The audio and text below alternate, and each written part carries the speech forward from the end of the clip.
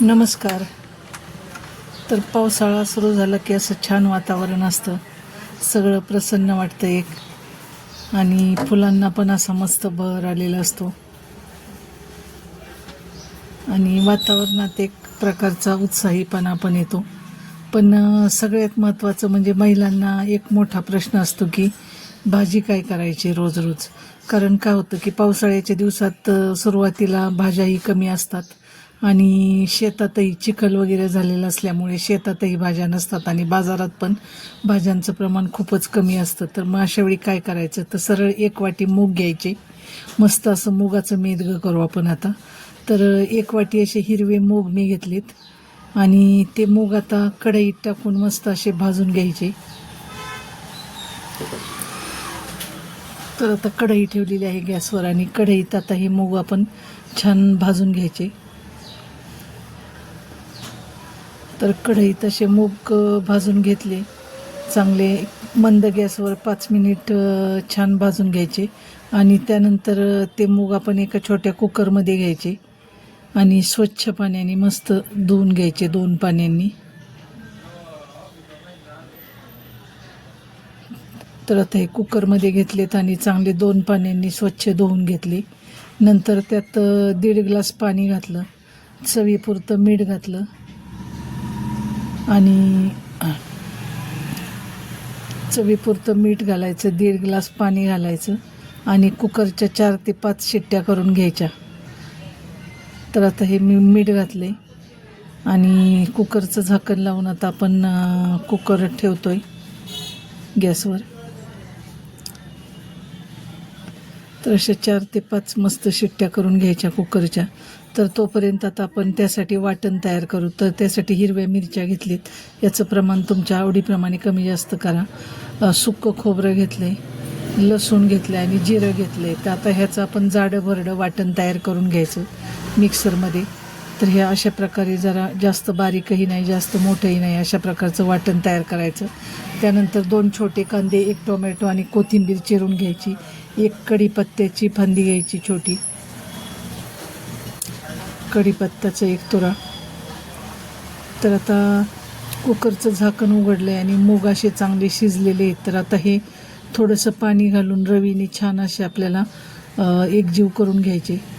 तर हे अशा प्रकारे एकजीव करून घेतलं, चांगलं हटून घेतल्यासारखं करायचं त्याचं. तर म्हणजे ते मूग चांगले एकजीव होतात. तर आता अशा प्रकारे मी हे सगळे मूग मस्तपैकी एकजीव करून घेतलेले आहेत रवीने. तर आता एका कढईत तेल गरम करायला ठेवलं आहे. तर ह्या तेलात आता मस्त कडकडीत अशी फोडणी करून घ्यायची. तर आता फोडणीसाठी हिंग,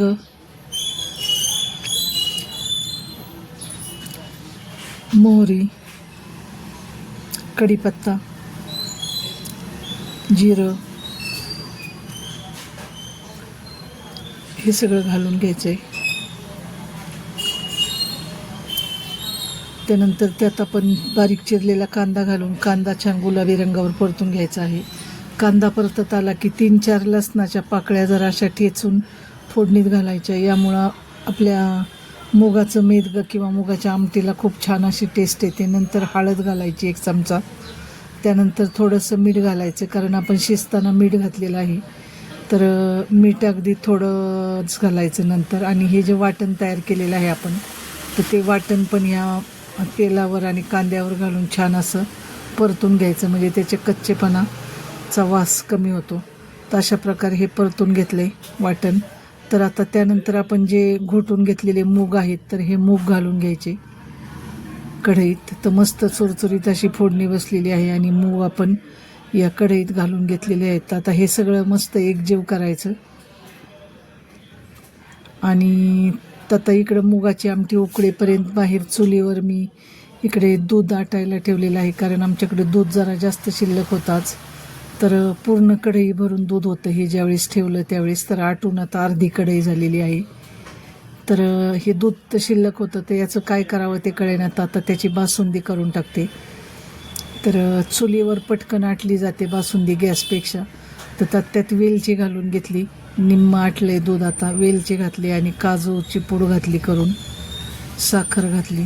तर अशा प्रकारे आपली बासुंदी पण तयार आहे आणि इकडे मुगाचं मेदगं पण तयार आहे. तर मुगाचं मेदगं पण छान उकळलं आहे, तर त्यात आता वरून कोथिंबीर घातली. तर अशा प्रकारे मस्त अशी आपली चमचमीत मुगाची भाजी तयार आहे. तर नक्कीच तुम्ही पावसाळ्याच्या दिवसात ही भाजी करून पहा, खूप छान लागते चवीला. आणि आमची अशी आजची थाळी तयार आहे. ही रेसिपी तुम्हाला आवडली का, कशी वाटली ते नक्की सांगा. तर हे पहा, मुगाचं मेदगं, लसणाची चटणी, बासुंदी, चपाती आणि हा इंद्रायणी तांदळाचा भात, अशी मेजवानी आमची तयार आहे.